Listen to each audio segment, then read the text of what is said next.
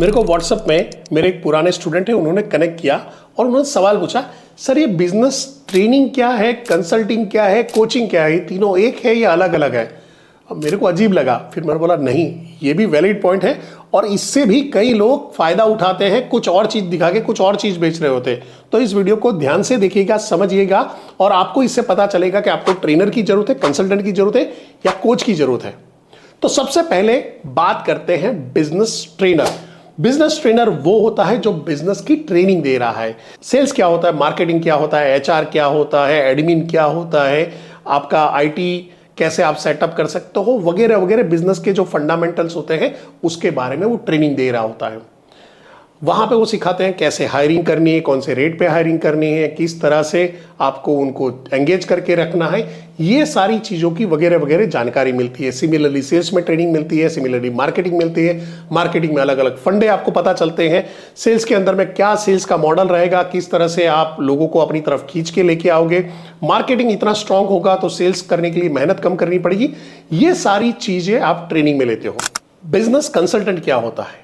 Business consultant वो होता है जो आप अपने बिजनेस को लेके जाते हो, वो आपका बिजनेस का पूरा रिपोर्ट बनाता है, उसको अंडरस्टैंड करता है, उसको वैलिडेट करता है, उसको समझने की कोशिश करता है, उसके प्रॉब्लम ढूंढता है, उसके सॉल्यूशन डिजाइन करता है, वो आपको प्रिस्क्राइब करता है। मींस वो आपको बोलता है ऐसा करके ऐसे करो।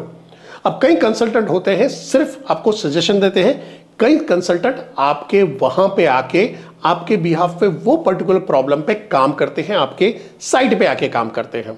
तो अभी आपको समझना है कि अगर आपको बिजनेस की बेसिक जानकारी नहीं है, आपको बिजनेस के फंडामेंटल्स के बारे में मालूम नहीं है, तो आपको एक ट्रेनर ढूंढना है। पर आपको बिजनेस समझ में आता है, बिजनेस के फंडामेंटल समझ में आते हैं, बट आप पर्टिकुलर प्रॉब्लम सॉल्व नहीं कर पा रहे हो, तो आपको कंसल्टेंट की जरूरत है। और फिर आता है बिजनेस कोच। एक बिजनेस कोच है, वो आपके कंसल्टिंग का तो काम करेगा ही करेगा, बट वो आप पे काम करेगा, आपको कोच करेगा, आपको डेवलप करेगा, आपको डिजाइन करेगा, आपकी लीडरशिप को निखारेगा, आपको बिजनेस के लिए रेडी करेगा, आपके सक्सेशन प्लानिंग पे भी काम करेगा।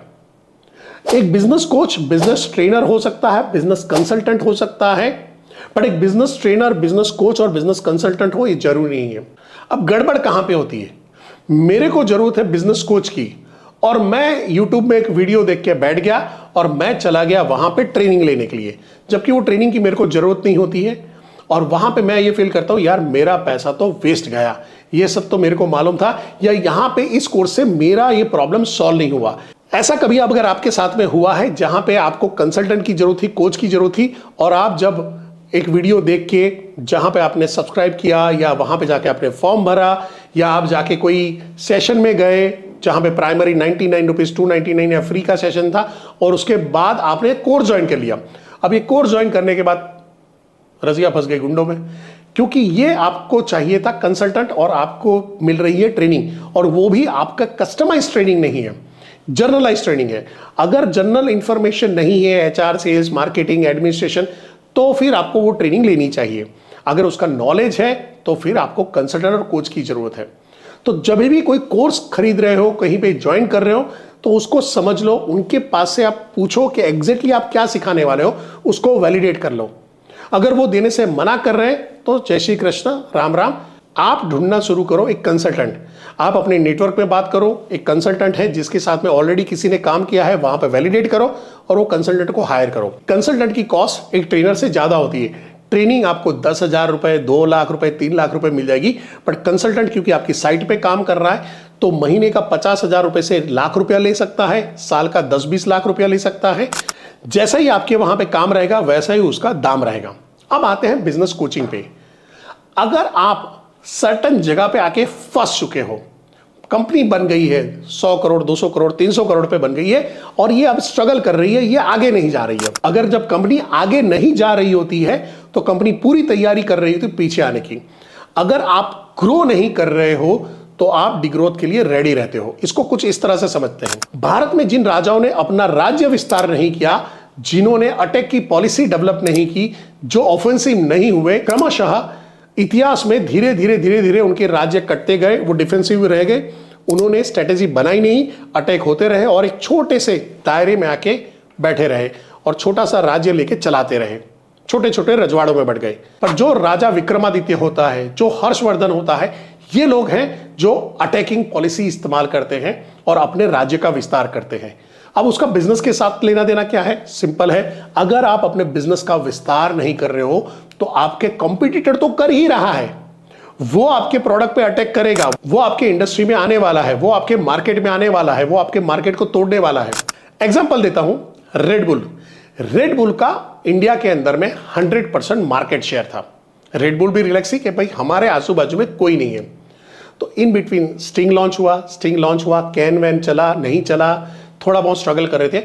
अचानक आज से 2-3 साल पहले अपना पैकेज चेंज किया, सस्ते दाम पे उसको लॉन्च किया और उस मार्केट में घुसे जो मार्केट अभी रेड बुल को अफोर्ड नहीं कर पा रहा था। उन्होंने अपना नया मार्केट खड़ा किया। इससे फायदा क्या हुआ? धीरे धीरे पूरा नया जो मार्केट, जो नई जनरेशन है वो स्टिंग की तरफ आ गई और वो रेड बुल का मार्केट खत्म हो गया। तो आज भारत में 80% से ज्यादा स्टिंग का मार्केट है। मेरी बात अगर समझ में आ रही है तो लाइक, शेयर और सब्सक्रिप्शन का बटन दबा देना। बिजनेस कोच है, कई बार आपके मेंटोर की तौर पे काम कर रहा है। वो कंसल्टिंग तो कर रहा है, वो ट्रेनिंग तो कर रहा है, बट उसकी एक टीम भी होती है जो आपके बिजनेस में लगती है, साथ में पैरेलल काम कर रही होती है। आपके बिजनेस के अंदर में जो भी चेंजेस लाने हैं, टफ डिसीजन लेना है, आप कहीं पे दूसरे डायरेक्शन पे जा रहे हो, वहां से मोड़ के वापस लाना है, उसकी जिम्मेदारी कोच की रहती है। पर कोच ज्यादातर आप पे काम कर रहा है, आपके बिजनेस में भी काम करेगा, बट उसका अगर रेशियो देखने जाओ तो वो 40% आप पे काम कर रहा होता है और 60% आपके बिजनेस पे काम कर रहा होता है। तो अभी मेरे को बताइए, आपको किसकी जरूरत है?